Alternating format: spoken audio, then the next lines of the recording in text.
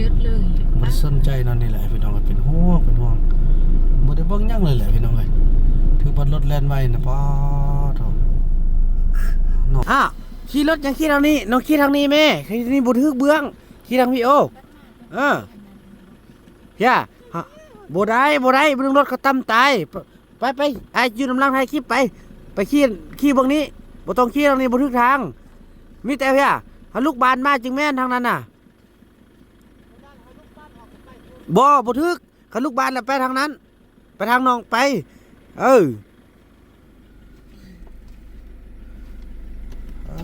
คอยบอกคอยซ่อนก็บ่ฟังไหมพี่น้องเอ้ยบัดเขาจิเนี่ยน่ะเขาพูดอะไรคนนกติโอ้ยบ่เรื่องมือคำนี่แหละเบิ่งละยากอ่ะคอยเธอโชคดีเด้ออย่าพบนี่เดี๋ยวนั้นนี่มันตกเกาะไปเด้อเกาะคือน้องนี่นะเกาะดูบ่มีสายซอกต้มมีไส้มีแต่เอาไปเกาะคือน้องว่าเอาอะไรที่พูดต้องละต้องแล้วก็ดีๆเลยเมียนดีๆเลยลูกเดียวเลยอันนี้หน้าหนูฮะอัดประตู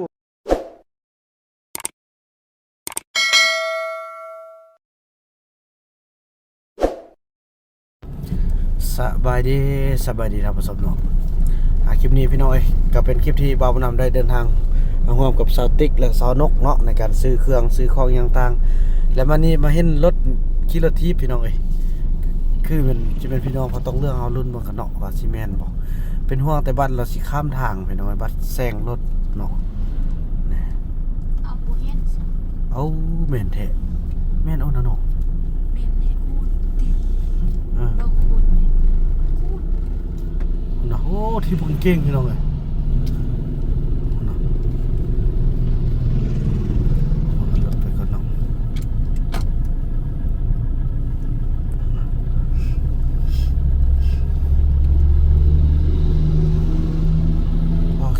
เก่งนะพี่น้องย่านเดี๋ยวบัดสิข้ามทางรถบ่เบิ่งเลยพี่น้องมาเด้อ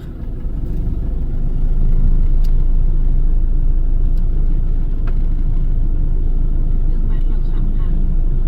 คิดว่าแต่เขาบัดข้ามที่ข้ามทางนี่เลยฮู้แต่ทางเข้านะมาเด้อจืดเลยบ่ได้สนใจนั่นนี่แหละพี่น้องเป็นห่วงบ่ได้เบิ่งหยังเลยแหละพี่น้องถือบัดรถแล่นไว้นะป้าโธ่เนาะจะยานพี่น้องเนาะเอาเงินให้ 50,000 ไปแปลงโซ่รถเนาะถ้าสำเร็จพี่น้องโอ้เขาก็ที่ไว้ได้เนาะตัวลึงแล้วพี่น้องอย่างน้อยก็ฮู้จักทางเนาะฮู้จักทางขี่มาทางนี้เอาทางป่าแล้วบ่ถึกเบื้องบัดนี้พี่น้องเมื่อกี้ดีไปขี่เข้าแคมโอ้ยไปเจอรถซิ่งกันแล้วบัดนี้แต่ขี่รถทางเห็นบ่พี่น้องมันเลยมันจักลีกางบ่เบิ่งหน้าบ่เบิ่งหลังเลยเด้พี่น้องนะเนี่ยอย่างน่ะสะบานเขาก็ยิ้มหัวเขาเจ้าขี่รถเป็นล่ะเด้เนาะโอ้เบิ่งจะไปขี่ทางนี้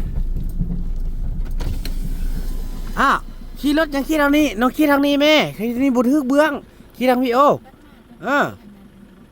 เฮียบ่ได้เบิ่งรถเขาตำตายไปไอ้อยู่นำลังถ่ายคลิปไปขี่เบิ่งนี้บ่ต้องขี่ทางนี้บ่ถึกทางมีแต่เฮียหาลูกบานมาจึงแม่นทางนั้นน่ะ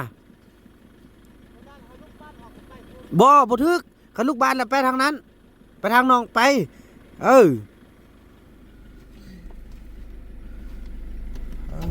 คอยบอกคอยซ่อนก็บ่ฟังไหมพี่น้องบัดเข้าจิตนะบ่ได้สนใจอีกไปทางกลางเลยบัดนี้แค่นแด้ไปทางกลางเนาะขี่บ่ค่อยไหวเลยพี่น้องเนาะ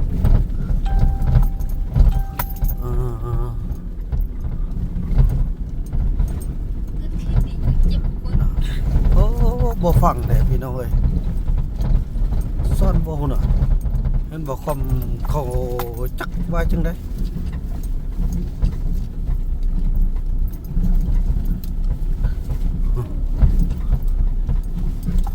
นเห็นรถแล้วเขาจึงลีกเด้พี่น้องเอ้ยเนาะ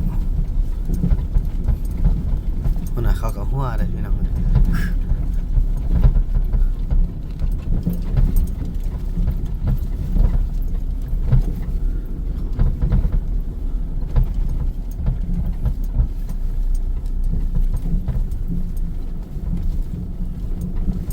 โอ้ยเริ่มตะเบ็ดนะพี่น้องเนาะเอามาติดตามอาการขี่รถของไอ้คูณมันเป็นแนวนี้เนาะ ขับรถเป็น มันเป็นอะไรดิ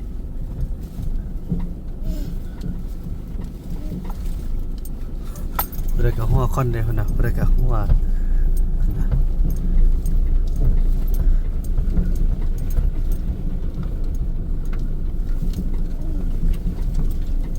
โอ้ยลืมเบิ่งนะ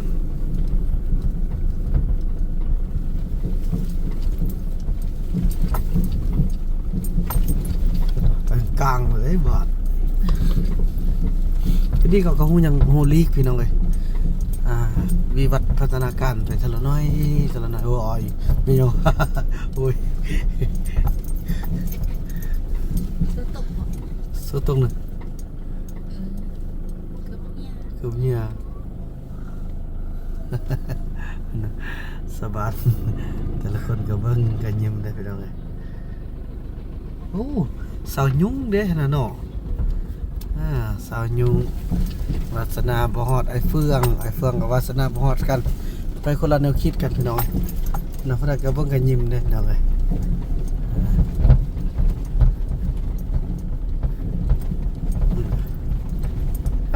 เธอไอ้คู่เนาะ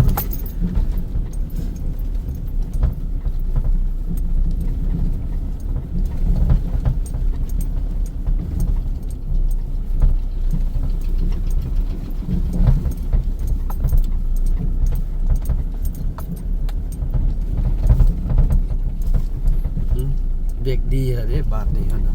ตันยันได้ขี่รถทีบละ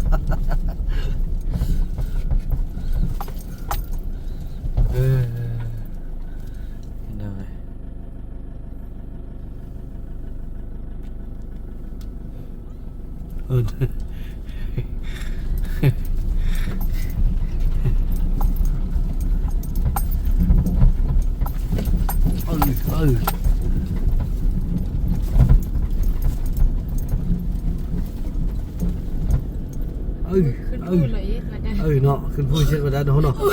โอ้ทุนโอ้จุงเลย ขึ้นพูดบ่ได้ พี่น้องเนาะ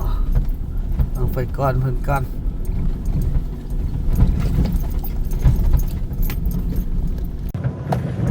พี่น้องเนาะถือว่าเมื่อกี้ไอ้คุณเพิ่นกะไปไกลมันบ่ไกลไว้เลยพี่น้องเนาะโอ้ในฮอตพี่แล้วนี่แม่ถ่ายคลิปเอา Facebook ให้เพิ่นพี่น้องติ๊กน้องสิขี่เป็นบ่เป็นอยากขี่บ่เป็นยังบ่อยากขี่ อยากเจ็บก้น เป้าเจ็บก้นย่างเด้บ่เจ็บขาเนี่ย ยากเจ็บข้างครับ สาวติ๊กเพิ่นมาเอาคอกเอาเครื่องเกียมซีอันไปป่าจักมื้อสิมาหาอ้ายนี่ 4 มื้อ 5 มื้อโอ้ยเนาะค่อยไปค่อยมาคือน็อตอีบุญรอดเด้ออีบุญรอดประตูแล้วอันบ่ ประตูแล้ว พี่น้องเนาะพูดไอ้คุณเฮาถูกละใช่ละอย่างน้อยก็ดีใจที่เฮ็ดจุดนี้เป็นจุดที่ว่าเขาอยู่เนาะพี่น้องเนาะนี่เขาก็เฮียนไว้พัฒนาไว้เด้พี่น้องเอ้ยพัฒนาไว้ไปเฮียนแล้วก็บ่ยานบ่ยังเด้พี่น้องเอ้ยเนาะนอนคือเก่ายังต่างคือเก่านี่โอ้จะได้มาปักหลักแล้วเริ่มแล้วได้พี่น้องเอ้ยเอาไม้แห้งตัวนี้ลงก่อนปักหลักแกมปรับปรุงสถานที่ท่องเที่ยวออกแรงแล้วเด้พี่น้องเอ้ย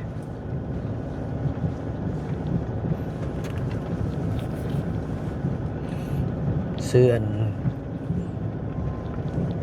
ข้อกระแจรถมาให้อันไอ้เฟืองเนาะส าลีโอ้โดนปกปกดีๆได้รถเพิ่นเนาะรถไอ้เฟืองมันปกดีขนาดเลยเอ้ยถือเพิ่นนั่งจุ่มกันได้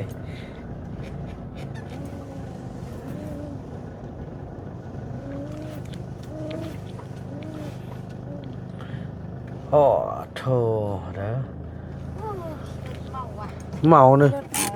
โอ้เมารถ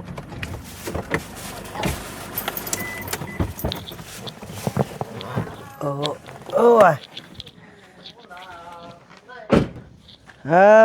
มาเกียมเครื่องเกียมของสาวติ๊กเพิ่นสิมื้อจึงไปซากแบตอยู่เต็มๆกันเด้อไม่ยังเฮียน่ะของผู้ใดคนนกติโอ้ยบ่เรื่องบ่คำนี่แหละเบิ่งละยากอ่ะขอให้เธอโชคดีเด้ออย่าพบเนี่ยเกาะแน่ว่าเสียชื่อได้ไอจิซ่อนกระทาเด้ออย่าหยุดก่อนอย่าอันกระทาแบบว่าไปเซอร์บ่อยากให้มันนั่นนะว่าสิโอ้การเดินทางของซาวติกไปทางใดก็อย่าพบทหารอย่าได้ผ่านตำรวจคอยพบอันสดอันใหญ่ๆตกคุม โอ้จังไดสาวลีนึ่งข้าวเนื้ออาบน้ำแล้วบ่โอ้พามากระบอกเนี่ยเพิ่นก็สร้างนึ่งข้าวนึ่งน้ำแล้วเด้ ติดกันนั่นนี่นั่น บ่เอากระจามาใส่ตัวนี้ ไปเจอทหารมาห้าผ่านตำรวจเจอที่สจวด สร้างใส่บ่ เจอทหารมา ให้สิใส่ให้ เจอทหารมาผ่านตำรวจเงินบ่น้องมาดำบอกเงินบ่ เฮ้ยแม่ ว่าบุ้งดูว่าบุ้งว่าบ่ เฮ้ยทางไหน ผ่านตำรวจเจอที่สจวดกินทอง เอ้ยโยว่าแม่น้อง โย ว่าแต่นบ่ม่วน ไปเจอทหารมือผ่านตำรวจ น้าว เจอที่ น้องฝึกน้องชูนี้ตั้มพื้นน้าว มาหน้าละแต่เสื้องามแหละมาหน้าน้องออกไปพุ่นมา เสื้อ มีเสื้อ บักไล่ส้มกับบักไล่ มีเสื้อกันหนาวสูงกันหนาวสไลด์ลายเสื้อออกไปเพื่อ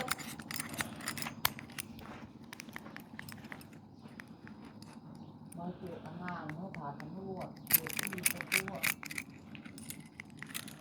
โอเคงามละพี่น้องเอ้ยไอ้เฟือง โอ้ขัดเลย นี่ เห็นแล้วนี่มันตกไอ้ เกาะเกาะไปเด้อเกาะคือน้องนี่นะเกาะดู บ่มีสาย เอ้ยซอกต้มนี่ใส่มีแต่ว่าไปเกาะคือน้องว่าเอาอะไรที่พูดต้องละ ต้องเลย ตอนเราก็ดีๆเลยเมียนดีๆเลยลูกเดียวเลย ก็ได้นะเนาะฮะอัดประตูบ่ได้เนาะ บ่มันเป็นน้ำทานมันหมดเดี๋ยวเดี๋ยวสิบ่เขาเปลี่ยนมันแล้วมือเขาสิลมเอาเอกสารมอบให้แล้วก็สิอันนั้นเพิ่นสิเอามาแปลงให้เด้อเมียนดีๆ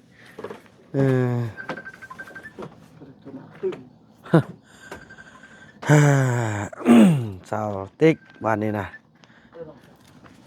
ตามบ่เนี่ยตามบ่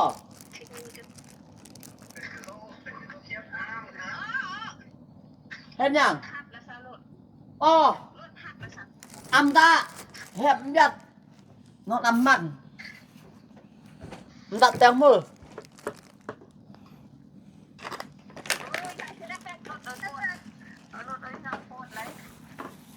อำตามาตุ๊กตีเหรอบ่ได้เห็นยัง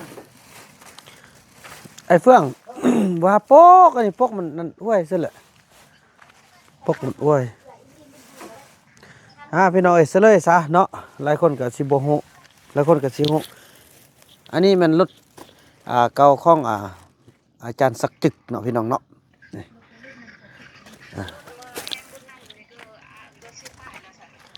Nó gửi có xếp bài, nó cô có xếp bài.